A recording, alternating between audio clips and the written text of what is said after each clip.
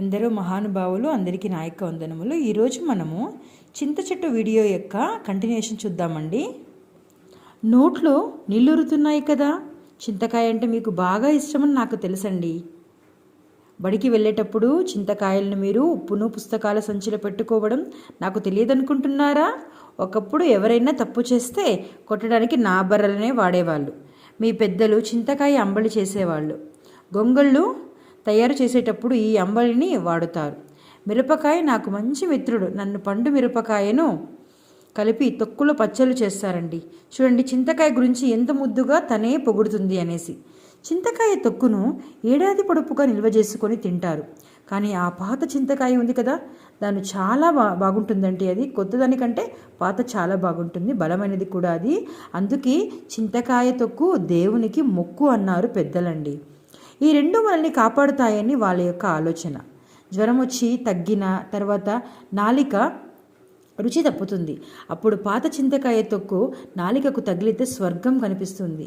మీకు కూడా ఏమైనా కోల్డ్ అలా జరిగితే అండి, మీరు తప్పకుండా కొద్దిగా చింతపండు వేసుకొని గట్టిగా కారం రుబ్బుకొని కొద్దిగా మనము సంగటి లేకుంటే రాగి రొట్టె వేసుకుంటే చాలా బాగుంటుందండి. అది మీకు ఆ కోల్డ్ రాకుండా ఆపుతుందండి. కనుక ఒకసారి మీరు ట్రై చేయండి, మీకు అది ఇష్టమైతే. ఇక చూద్దాము. ఇక నా పండు చింతపండు పప్పు, తొక్కు, పచ్చి పులుసు, పప్పుచారు, పులిహోర చేయడానికి నేను కావాల్సిందే. మీ పిల్లలకు మీరు డైలీ పులిహోర పెట్టండి, తప్పకుండా వాళ్ళు గుమగుమాని తినేస్తారండి. పచ్చి పులుసు పేదల యొక్క అమృతం. అది ఎంత రుచిగా ఉంటుందో. చింతపండు పులిహోర అంటేనే నోరూరుతుంది. గుడిలో ప్రసాదం గుర్తొస్తుంది కదా. ఉగాది పచ్చడి నేను లేకుండా తయారవుతుందా? అంతేకాకుండా ఇత్తడి రాగి పాత్రలకు పంచలోహ విగ్రహాలను పాత చింతపండుతోనే తోమితే తడతల మెరుస్తాయండి. నాతో ఇన్ని ఉపయోగాలున్నాయి కాబట్టి నన్ను చెరువు గట్టున, రహదారుల పక్కన, పొలాల దగ్గర, ఇండ్ల దగ్గర మురిపెంగా పెంచుకుంటారండి. దేవాలయాల పక్కన, జాతరలు జరిగే చోట గుంపులు గుంపులుగా పెంచుతారు. ఏమిటిని? మన యొక్క చింత చెట్టునండి.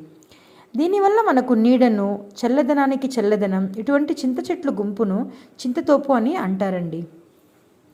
అంతేకాకుండా హైదరాబాద్లోని పెద్ద బస్ స్టాండ్ కట్టింది ఈ చింతతోపులోనే.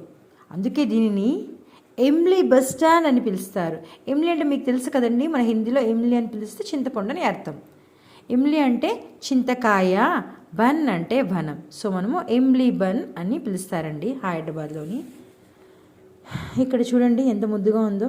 చింతపండులో పులిహోరై, తర్వాత చింతపండు, తర్వాత చింతకాయల పచ్చడి, తర్వాత చింతిత్తలు, చింతగింజలు, ఆ చింత చిగురు ఉంది కదండి, అది చాలా టేస్ట్ అండి. మీరు తప్పక ట్రై చేయండి.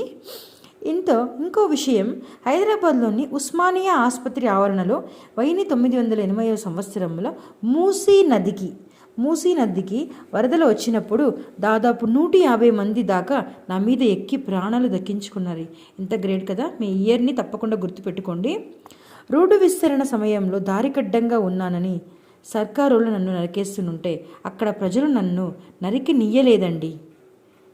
ఇప్పటికీ నన్ను భాగ్యనగరం ప్రజలు గౌరవంగా చూసుకుంటున్నారు. చూడండి, ఒక చింత చెట్టుకు ఎంత మర్యాద ఉంది ఇక్కడ.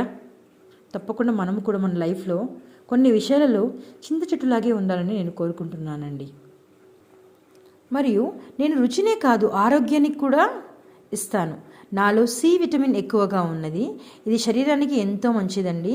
చింతపుల్లలు తోటి పండ్లు తోమితే పండ్లకు, చిగుళ్లకు మంచిది. నా ఆకులు తోటి కాపాడటం పెట్టుకుంటే ఒంటి నొప్పులు తగ్గుతాయి. నా బెరడు మందులకు పనికొస్తుంది. చింతపండు పులుసు చారు మలబద్ధకాన్ని దూరం చేస్తుందండి. నీళ్ళలోని ఫ్లోరైడ్తో వచ్చే రోగాలను కూడా తగ్గిస్తుంది మన యొక్క చింతపండు.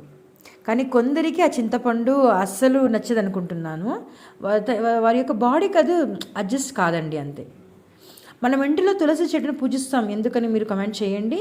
ప్రపంచంలోనే అతిపెద్ద వృక్షం ఏదని కూడా కమెంట్ చేయండి. ఓకే, నేను వంటకంలోనే కాదు, వంట చేయడానికి కూడా కట్టెలిస్తానండి. నా బొగ్గులకు ఒక ప్రత్యేకత ఉన్నది.